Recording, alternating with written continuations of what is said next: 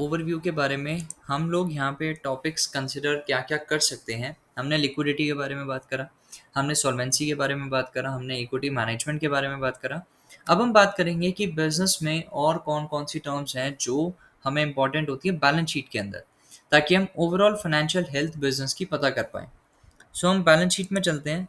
Balance sheet में कुछ items और होते हैं जो कि इंपॉर्टेंट होते हैं। वैसे तो सारी चीज़ें कवर हो जाती हैं जब हम सॉल्वेंसी, लिक्विडिटी और इक्विटी निकालते हैं, बट और कौन कौन से आइटम है जो हम अलग से भी कंसिडर करेंगे। पहला आता है, सबसे पहला एसेट्स पार्ट के अंदर आपको नॉन करंट एसेट में ना एक आइटम मिलेगा, डेफर्ड टैक्स एसेट्स। सो ये डेफर्ड टैक्स एसेट्स बहुत ही इंपॉर्टेंट होता है, बिकॉज ये आइटम डायरेक्टली आपके बैलेंस शीट में ये बताता है कि कंपनी ने एडवांस में कितना टैक्स पे किया हुआ है और फ्यूचर में उसको कितना बेनिफिट हो सकता है in terms of tax. Simple सी चीज़ समझिए, बिजनेस का टैक्स एक्सपेंस था 10 रुपीज़ का और उसने पे कर दिया था 15। ठीक है, बिजनेस का टैक्स एक्सपेंस था 10 और उसने कितना पे कर दिया, 15। तो एक्स्ट्रा जो 5 रुपीज़ है वो इसका राइट है कि अगले साल जब टैक्स आएगा, अगर वो एक्स्ट्रा पे कर देता तो इनकम टैक्स रिफंड नहीं करना। अगर जब अगले साल आएगा उसको फिर से टैक्स भरना पड़ेगा, उस टैक्स में ये टैक्स एडजस्ट हो जाता है। लेकिन आपने इस साल अगले साल का एडवांस टैक्स भरा है, तो अभी के लिए जब तक वो यूज़ नहीं होता आप अपनी बुक्स में दिखाओगे, और जब तक वो बुक्स में रहेगा तब तक वो आपका एसेट है, डेफर्ड टैक्स एसेट। आपने आज एडवांस टैक्स पे कर दिया और फ्यूचर में उस टैक्स का बेनिफिट होगा। कैसे? जब फ्यूचर में जब आपके अगले साल जब टैक्स आएगा तो उसमें ये टैक्स अमाउंट एडजस्ट हो जाएगा जो आपने पिछले साल भरा था। जब तक वो अगला साल नहीं आता तब तक ये टैक्स आपकी बुक्स में रहेगा और आप इसको शो करोगे as a deferred tax asset. तो जितना ज़्यादा ये कंपनी में रहेगा उतना ज़्यादा बेनिफिशियल होता है, क्योंकि अगले साल के टैक्स बेनिफिट्स मिल जाते हैं। अगले साल जो टैक्स एक्सपेंस आता है बिजनेस को, उसमें से डिडक्ट हो जाता है और फिर रेस्ट अमाउंट कंपनी को पे करना पड़ता है, जो कि टैक्स लायबिलिटी आपकी कम करता है। इसको हम कंपेयर करते हैं डेफर्ड टैक्स लायबिलिटी से, जो कि आपको लायबिलिटीज पार्ट में नॉन करंट लायबिलिटीज में मिलेगा। डेफर्ड टैक्स लायबिलिटीज ये रहा। डेफर्ड टैक्स लायबिलिटीज उसका अपोजिट होता है कि आपने 10 रुपीज़ की जगह 5 रुपीज़ का टैक्स भरा तो अभी 5 रुपये बच गया। सी, 10 रुपीज़ का टैक्स था लेकिन आपने पे करा 5, तो आपका बैलेंस कितना बच गया, -5। अब ये -5 आपको पे तो करना है, तो जब नेक्स्ट ईयर का फाइनेंशियल ईयर आएगा तो उस साल भी टैक्स आएगा, प्लस आपको पिछले साल का भी टैक्स भरना है, तो आपकी लायबिलिटी हो गई। तो बिजनेस अपनी बुक्स में दिखाता है कि मेरे पास इतनी लायबिलिटी है और इतना मेरा एसेट्स है। तो कंपनी में ये कंपेयर किया जाता है, कोई भी बैलेंस शीट आप जब खोलेंगे और डेफर्ड टैक्स एसेट्स और डेफर्ड टैक्स लायबिलिटीज मिलेगी, इन दोनों को कंपेयर कीजिए। अगर डेफर्ड टैक्स एसेट ज़्यादा है और डेफर्ड टैक्स लायबिलिटीज कम है तो कंपनी बेनिफिशियल स्टेज पे है। क्यों? क्योंकि कंपनी ने एडवांस टैक्स ज़्यादा पे किया हुआ है और एडवांस टैक्स उसको कम पे करना है।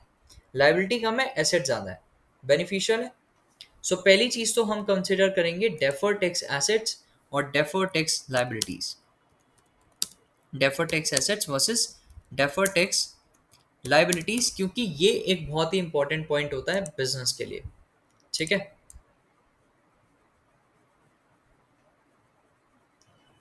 अब हम दूसरा बात करेंगे कि बैलेंस शीट में अब और कौन सी ऐसी चीज़ें हो सकती हैं जो हम कंसिडर करें, या फिर हम और ऐसी कौन सी चीज़ें हो सकती हैं जो बिजनेस में कंसिडर करनी चाहिए। बैलेंस शीट को समझने के लिए आपको और चीज़ें करनी चाहिए। करंट एसेट्स के पार्ट में आपको देखना चाहिए इन्वेंटरीज। करंट एसेट्स में आप देखिए इन्वेंटरीज, दूसरी ट्रेड रिसीवेबल्स, तीसरा ट्रेड पेबल्स, और एक आइटम और होता है कैश एंड कैश इक्विवेलेंट। इन दोनों को हम ऐड ही कर देते हैं, bank balance other than cash और कैश एंड कैश इक्विवेलेंट। ये चार चीज़ें इंपॉर्टेंट होती हैं क्या निकालने के लिए, कैश कन्वर्जन साइकिल। अब ये होता क्या है? कैश कन्वर्जन साइकिल का मतलब होता है कि बिजनेस को कितना टाइम लगता है कैश में कन्वर्ट करने का, जब वो अपनी इन्वेंट्री बेच देता है अपने सारी ट्रेड पेबल्स कर देता है और ट्रेड ट्रेड रिसीवेबल्स कर लेता है, और कैश कितने टाइम में कन्वर्ट हो रहा है। ये सारी चीज़ों को हम जब प्लस या माइनस करते हैं, अभी एक इसका फॉर्मूला होता है, तो जब हम ये सारी चीज़ें कर लेते हैं, इस प्रोसेस को कर लेते हैं, तो हमें पता चलता है कि कितने टाइम में बिजनेस कैश में कन्वर्जन कर पा रहा है ताकि वो अपने ऑपरेशंस को रन कर पाए।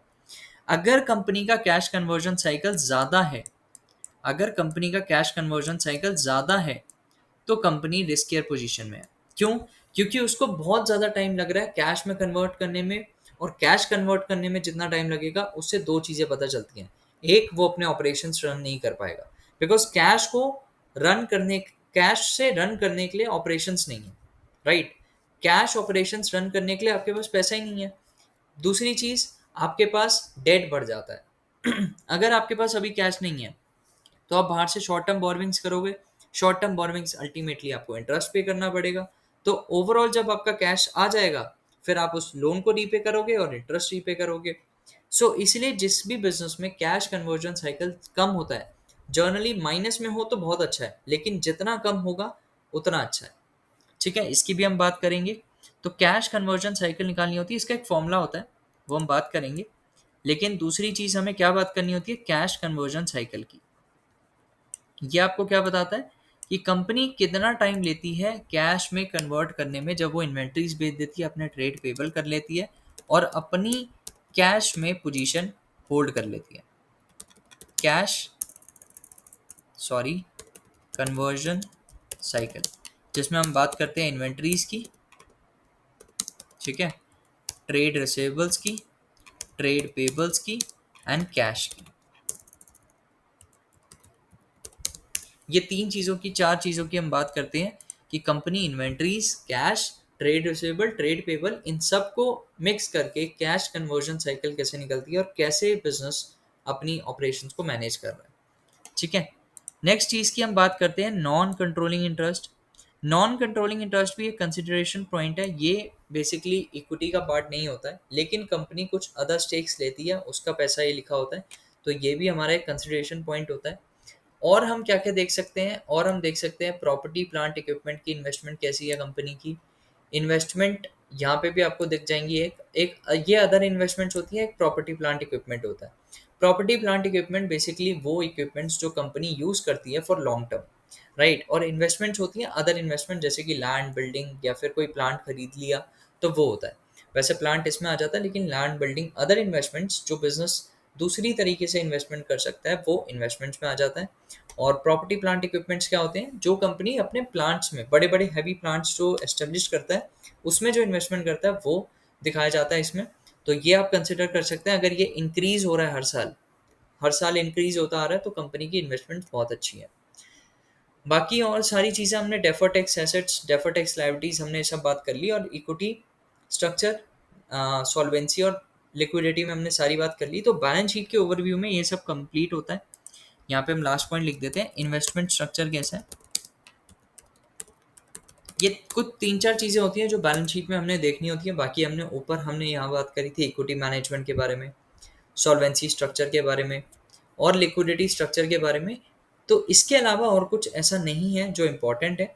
बाकी बैलेंस शीट में बहुत सारी चीज़ें होती हैं, लेकिन इसके अलावा ऐसा कुछ नहीं है।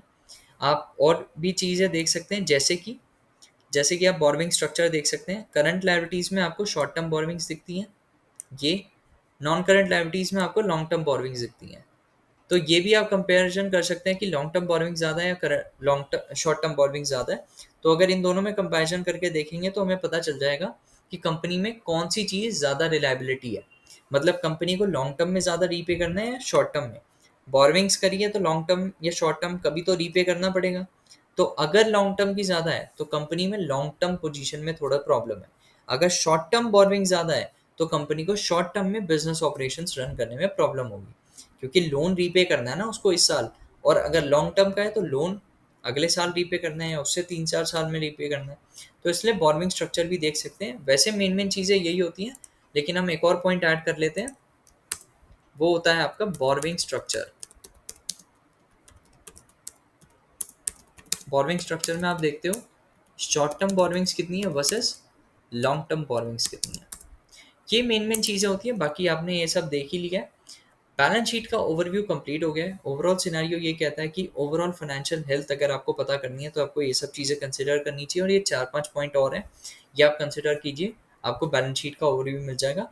देन हम बात करेंगे पीएनएल स्टेटमेंट के बारे में, then cash flow and financial statement में हम इन डेप्थ जाते रहेंगे और चीज़ों के बारे में भी बात करेंगे। Thank you.